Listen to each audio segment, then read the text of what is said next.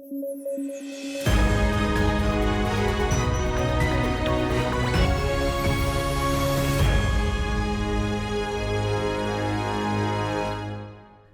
News at 9 programme में आपका स्वागत है। मैं हूं अमृत उपाध्याय। आइए जल्दी से देखें आज की हेडलाइंस। भारत में एमपॉक्स का संदिग्ध मामला, हेल्थ मिनिस्ट्री ने जारी की सूचना। डेनमार्क में हुई थी एमपॉक्स की खोज। साउथ कोरिया में रिस्पॉन्सिबल एआई पर बैठक, वॉर में बढ़ रहा है एआई का यूज। नीदरलैंड के द हेग में हुआ था पहला सम्मेलन। और health dynamics of India infrastructure and human resources 2022-23 report जारी। 1992 से जारी हो रही है रिपोर्ट। स्वास्थ्य क्षेत्र की अवसंरचना का स्नैपशॉट है ये डॉक्यूमेंट। आइए शुरू करें। भारत सरकार के स्वास्थ्य मंत्रालय ने भारत में एमपॉक्स के एक संदिग्ध मामले की पहचान की है। स्वास्थ्य मंत्रालय के मुताबिक एक व्यक्ति जिसने हाल ही में एमपॉक्स के मामले वाले देश में यात्रा की है, उसे एमपॉक्स का संदिग्ध मामला माना जा रहा है। मतलब अभी पूरी तरह से यह तय नहीं है कि केस एमपॉक्स का ही है। मरीज की स्थिति स्टेबल है और उसे आइसोलेशन में रखा गया है। देखिए, पिछले महीने WHO ने एमपॉक्स को PHEIC यानी public health emergency of international concern घोषित किया था और इसके बाद भारत में national centre for disease control ने असेसमेंट किया और निष्कर्ष ये था कि भारत में एक आध मामले की संभावना हो सकती है, लेकिन बीमारी के किसी बड़े आउटब्रेक का खतरा नहीं है। इससे पहले मई 2022 में भी WHO ने एमपॉक्स को PHEIC घोषित किया था। एमपॉक्स वायरस के बारे में जानने से पहले एक बात ध्यान रखिए, इसे मंकी पॉक्स वायरस अब नहीं बोला जाता। इनफैक्ट कभी नहीं बोला जाना चाहिए था, लेकिन मीडिया और सोशल मीडिया पर फैली भ्रामक जानकारियों से ऐसी स्थिति बनती है। जब इस वायरस का आउटब्रेक हुआ तो सोशल मीडिया पर एक खबर फैली कि ये वायरस अफ्रीका के लोगों द्वारा बंदरों के साथ सेक्सुअल एक्टिविटी में इन्वॉल्व होने के चलते फैली है, जो कि बेसलेस है, क्योंकि मंकी पॉक्स वायरस बोले जाने के पीछे वजह कुछ और थी। इसके बाद पश्चिमी देशों की मीडिया ने बीमारी की खबरों के विजुअल्स में अफ्रीका के लोगों की तस्वीर दिखानी शुरू कर दी। इसके बाद जून 2022 में अफ्रीका के वैज्ञानिक समुदाय ने एक ओपन लेटर लिखा जिसमें पश्चिमी मीडिया को इस खबर के लिए ब्लैक लोगों की फोटो लगाने पर रोक लगाने की मांग की गई। इस मामले में WHO की भी आलोचना हुई।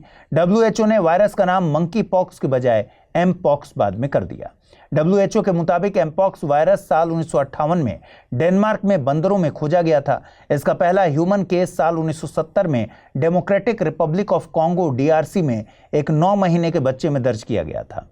फिर 1980 में स्मॉल पॉक्स का उन्मूलन हो गया तो वैश्विक स्तर पर इसका टीकाकरण भी बंद कर दिया गया था। इसके बाद से अफ्रीका में एमपॉक्स के मामले बढ़ गए। 2017 में DRC और नाइजीरिया और 2022 में वैश्विक स्तर पर यह फैल गया। जनवरी 2022 से अगस्त 2024 तक तकरीबन 120 देशों में एमपॉक्स के मामले दर्ज किए गए। आपको बता दें कि एमपॉक्स वायरस एक ऑर्थोपॉक्स वायरस है।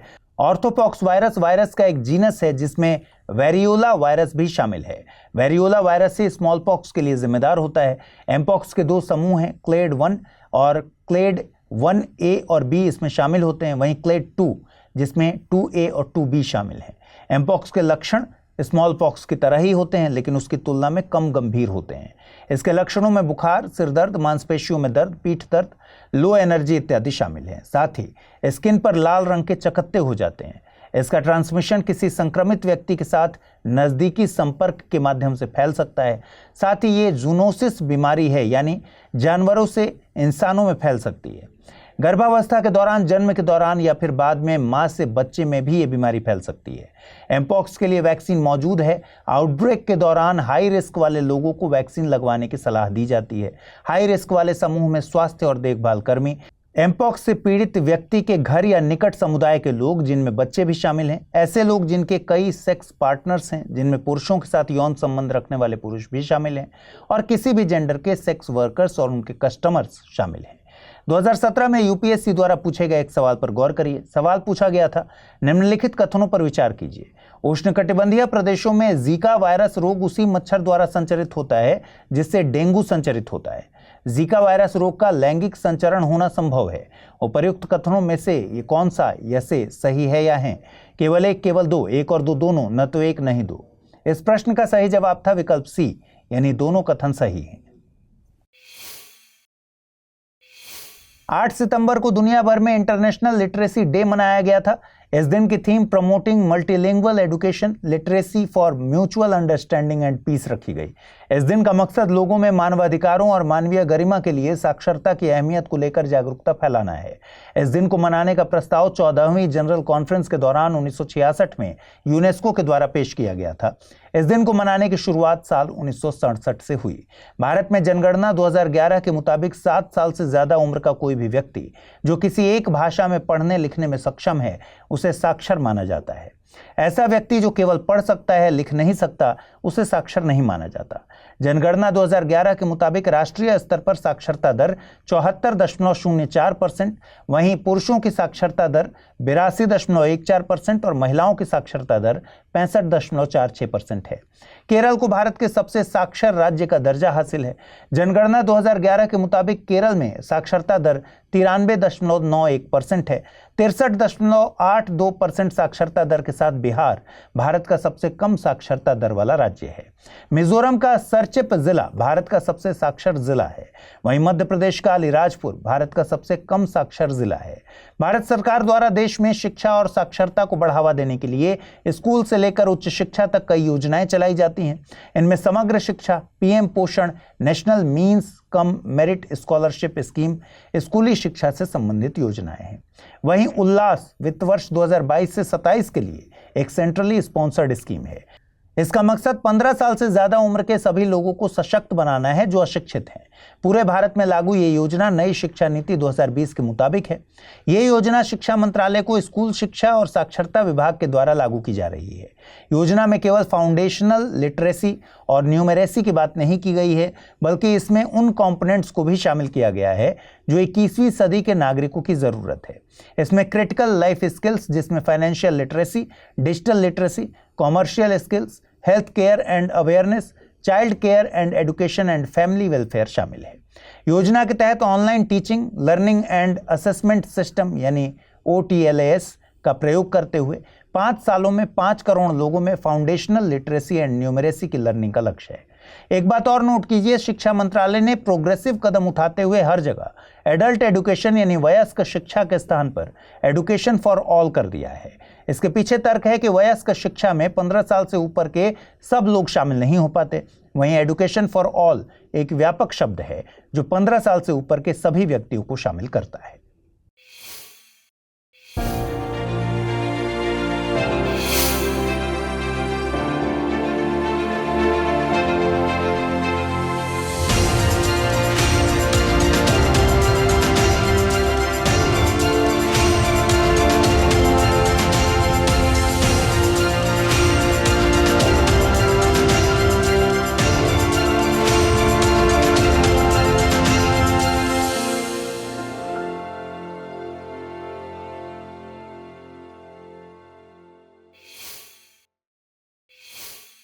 साउथ कोरिया के सियोल में the summit on responsible use of artificial intelligence in the military domain (REAIM) का आयोजन किया जा रहा है और इस सम्मेलन का आयोजन केन्या, नीदरलैंड, सिंगापुर और यूके के द्वारा संयुक्त रूप से हो रहा है। इसमें दुनिया भर से सरकारों, अंतर्राष्ट्रीय संगठनों, प्रौद्योगिकी कंपनियों, शिक्षाविदों और सिविल सोसाइटीज के लोग हिस्सा ले रहे हैं। इस सम्मेलन का मुख्य मकसद है युद्ध में AI के रेस्पॉन्सिबल यूज के लिए वैश्विक मानदंड तैयार करना। यह इस सम्मेलन का दूसरा एडिशन है। पहला सम्मेलन फरवरी 2023 में द हेग में आयोजित हुआ था। हालांकि द हेग शिखर सम्मेलन में कोई खास परिणाम नहीं निकला, लेकिन इसने AI के सैन्य आयामों पर वैश्विक बहस को व्यापक बना दिया। देखिए, सियोल में आयोजित हो रही बैठक में यह मान लिया गया है कि सैन्य मामलों में AI को अब कभी भी खत्म किया जा सकता है। इसके बजाय AI के जिम्मेदार उपयोग यानी रिस्पॉन्सिबल यूज की बात की जा रही है। मतलब यह कि AI का यूज हो लेकिन जिम्मेदारी के साथ। इसमें 3 मुद्दों को फोकस किया जा रहा है। पहला, वैश्विक शांति और सुरक्षा पर मिलिट्री AI के यूज के रिजल्ट्स पर विचार करना, सैन्य मामलों में AI प्रणालियों के उपयोग पर नए मानदंडों को लागू करना और सैन्य क्षेत्र में AI के लॉन्ग टर्म गोल्स को विकसित करने पर विचार करना। हाल के समय में रूस यूक्रेन वॉर और इजराइल हमास के विवाद में AI के यूज ने इस मुद्दे को ज्यादा हाईलाइट किया है। रिपोर्ट्स की माने तो यूक्रेन ने AI ड्रोन्स का इस्तेमाल किया है, वहीं इजराइल ने हमास पर हमले में लेवेंडर नाम के AI बेस्ड प्रोग्राम का इस्तेमाल किया। केंद्रीय स्वास्थ्य मंत्रालय ने health dynamics of India infrastructure and human resources 2022-23 नाम से रिपोर्ट जारी की है। यह साल 1992 से सालाना जारी किया जाने वाला डॉक्यूमेंट है। इस डॉक्यूमेंट को पहले रूरल हेल्थ स्टैटिस्टिक्स के नाम से जाना जाता था। इसमें नेशनल हेल्थ मिशन से जुड़े विभिन्न पहलुओं की जानकारी मुहैया कराई जाती थी। साथ ही ये राज्यों में स्वास्थ्य अवसंरचना और ह्यूमन रिसोर्सेज के बारे में भी सटीक जानकारी उपलब्ध कराता है। इसके जरिए सरकारों को शहरी, ग्रामीण और आदिवासी क्षेत्रों में स्वास्थ्य के क्षेत्र में मौजूद कमियों की सही जानकारी हासिल होती है। एनएचएम में 2 सब मिशन शामिल हैं, राष्ट्रीय ग्रामीण स्वास्थ्य मिशन और राष्ट्रीय शहरी स्वास्थ्य मिशन। इसका मकसद reproductive, maternal, neonatal, child and adolescent health RMNCH+A और संचारी एवं गैर संचारी बीमारियों के लिए शहरी और ग्रामीण क्षेत्रों में सुविधाएं मुहैया कराना है। एनएचएम के तहत सभी लोगों तक किफायती और गुणवत्तापूर्ण स्वास्थ्य सेवाओं की पहुंच की बात की गई है। आपको बता दें कि स्वास्थ्य संविधान में राज्य सूची का विषय है। आइए देखें आज का टर्म ऑफ द डे। दीवाने अमीर कोही, यह है आज का term of the day. Delhi सल्तनत के सभी सुल्तानों में सबसे ज्यादा शिक्षित सुल्तान का दर्जा मोहम्मद बिन तुगलक को हासिल है। एमबीटी ने कृषि की उन्नति के लिए एक नए विभाग की स्थापना की। एमबीटी मतलब मोहम्मद बिन तुगलक। नाम दिया दीवाने अमीरे कोही। इस विभाग का मुख्य मकसद किसानों को डायरेक्ट मदद मुहैया करा के ज्यादा से ज्यादा भूमि कृषि के तहत लाना था। अब इसमें 2 बातें याद रखनी है। दीवाने अमीरे कोही किस सुल्तान के शासन में गठित किया गया? आंसर होगा मोहम्मद बिन तुगलक। और दूसरा, ये किससे संबंधित था? जिसका आंसर होगा कृषि। आइए देखें आज के रैपिड न्यूज में क्या है खास। सुपर टाइफून यागी ने वियतनाम में तेज हवाओं और मूसलाधार बारिश के साथ दस्तक दी है, जिससे 30 से अधिक लोगों की मौत हो गई और 176 लोग घायल हो गए। हालांकि मौत और घायल लोगों के ये आंकड़े शुरुआती हैं, इनके बढ़ने की उम्मीद है। इस तूफान में निरंतर हवाओं की अधिकतम गति 200 से 250 किलोमीटर प्रति घंटे के बीच रही। हालांकि तूफान अब उष्णकटिबंधीय अवदाब में बदल गया है, लेकिन इससे पहले टाइफून यागी चीन और फिलीपींस में तबाही मचा चुका था। इस टाइफून को इस साल एशिया में आने वाले सबसे शक्तिशाली तूफानों में से एक माना जा रहा है। यागी एक जापानी शब्द है जिसका मतलब है बकरी। उत्तर प्रदेश सेमिकॉन इंडिया 2024 की मेजबानी करने जा रहा है। इसका आयोजन 11 से 13 सितंबर के बीच ग्रेटर नोएडा में स्थित इंडिया एक्सपो मार्ट में किया जाएगा। प्रधानमंत्री नरेंद्र मोदी इस कार्यक्रम का शुभारंभ करेंगे। इसे electronic industries association of India और अन्य भागीदारों के सहयोग से आयोजित किया जा रहा है। इस कार्यक्रम का मकसद भारत के सेमीकंडक्टर क्षेत्र को गति देना और देश को एक महत्वपूर्ण वैश्विक प्लेयर के रूप में स्थापित करना है। इसके अलावा यह एक मंच के रूप में काम करेगा जो भारत में उभरते सेमीकंडक्टर क्षेत्र का पता लगाने और नई बिजनेस अपॉर्चुनिटी की खोज करने का अवसर प्रदान करेगा। नवीन एवं नवीकरणीय ऊर्जा मंत्रालय ने भारत की ग्रीन हाइड्रोजन सर्टिफिकेशन योजना के लिए एक ड्राफ्ट प्रस्तुत किया।